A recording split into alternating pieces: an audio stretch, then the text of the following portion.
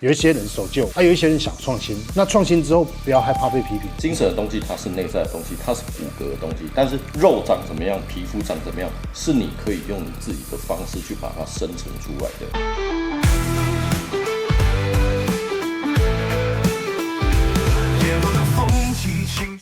感谢敦娱乐城赞助本支影片，敦娱乐城火力动员更年我今晚出资能清楚上力解清，详情请见说明栏。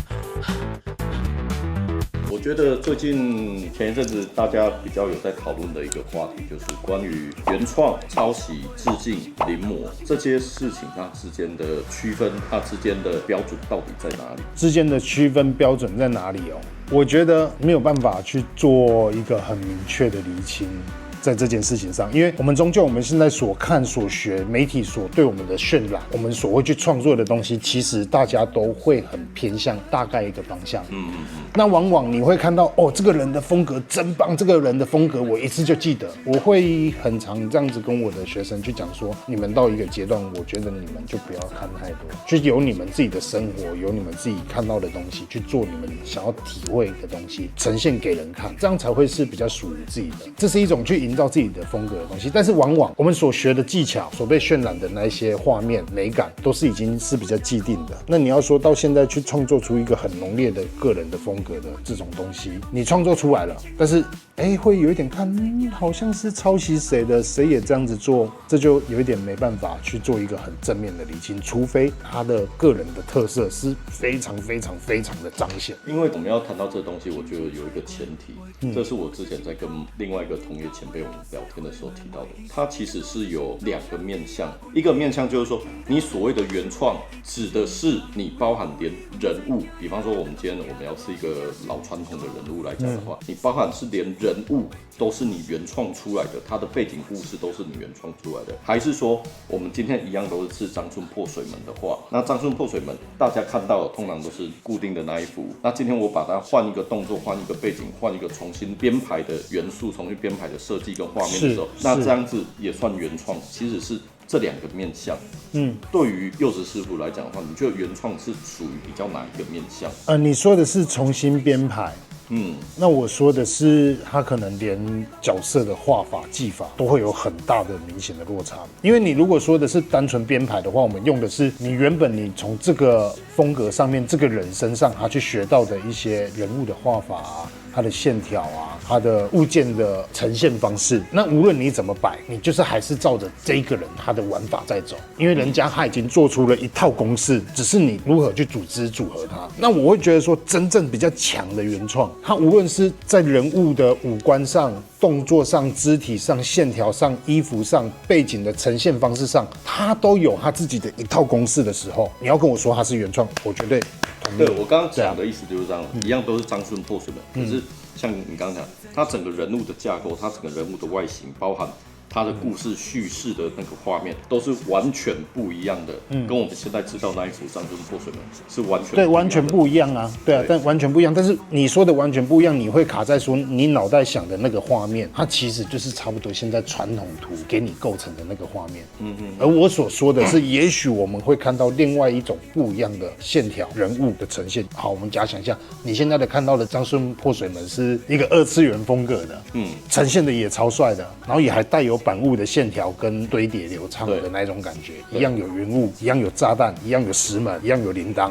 然后是完全不一样的动作配景，但是它从里面的细节、风格、物件的呈现、上色的风格方式是完全都不是传统图的，这样子去做，那你会说它是原创？我会觉得它是原创，但是你要跟我说它是传统吗，还是什么之类？我觉得就有时候往往会有这样子的作品出现。他要去参加比赛的时候，他反而他不知道他该怎么去报名，归类为传统吗？新传统吗？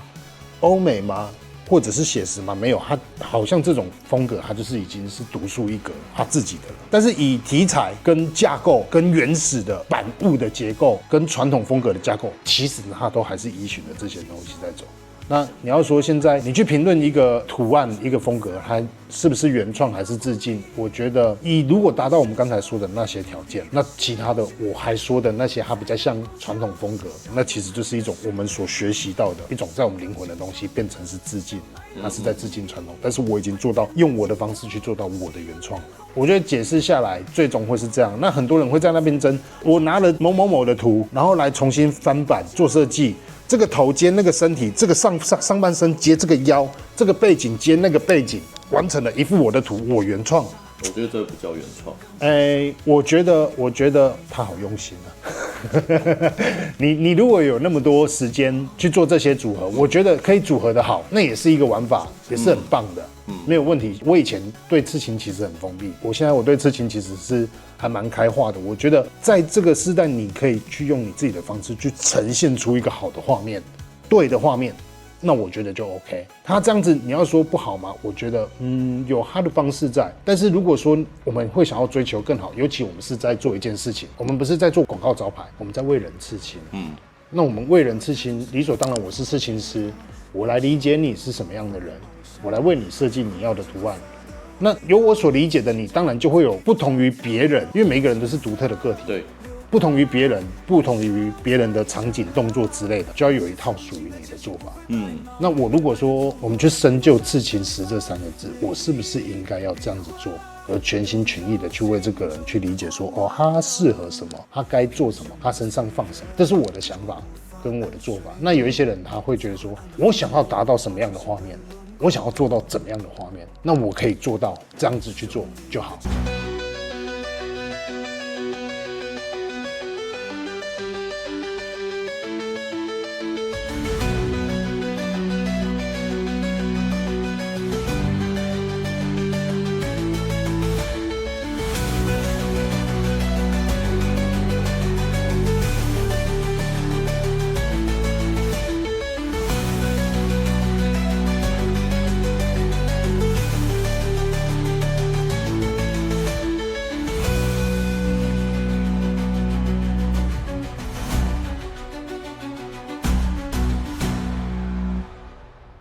而且我觉得其实有一个很重要的一个因素是在于，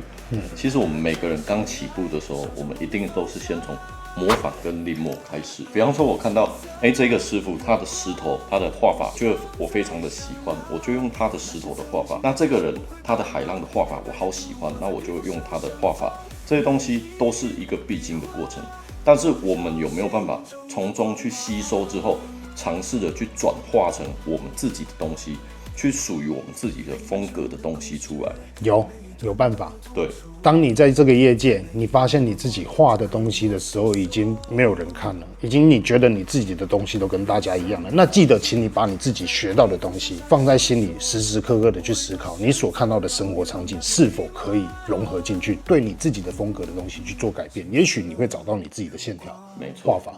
很多人会说就这样子，就传统而已传统就应该这样子。可以，那也可以，没有问题。有一些人守旧，我觉得没有问题。有一些人想创新，那他就去画。那创新之后，不要害怕被批评。我今天我画的这一套水，这一套云，这一套浪，这一套石头，我就是专为这个人设计。我也许我不会出现在下一个人身上。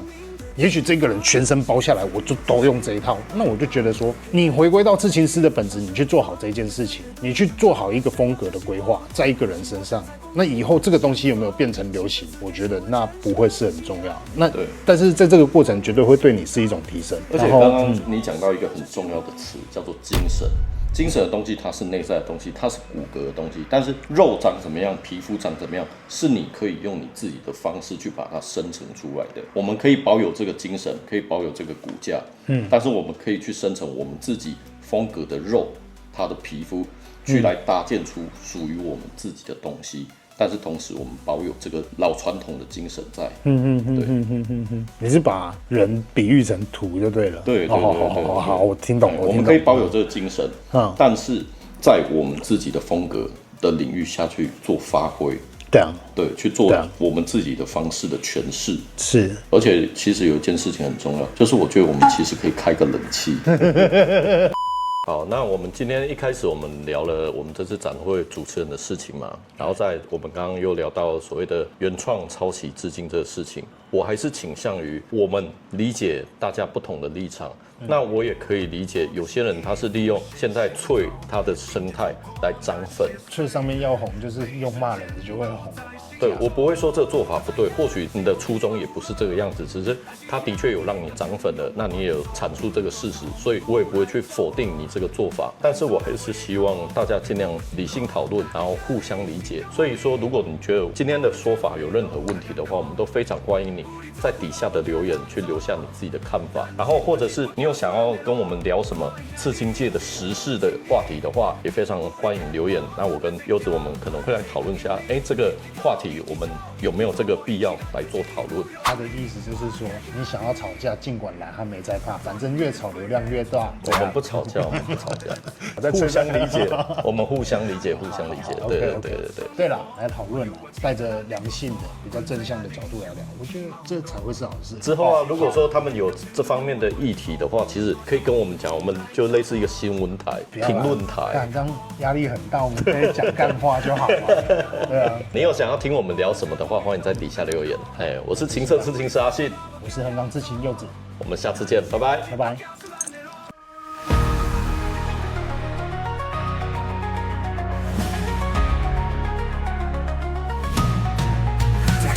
繁华街道，也常跟我充满彷徨，在人生的路口绕一路走来，跌跌又撞撞，汗水混合着苦涩的味道，曾经让父母受伤。直到那年的东南文化美好的我，终于找到灯塔的方向。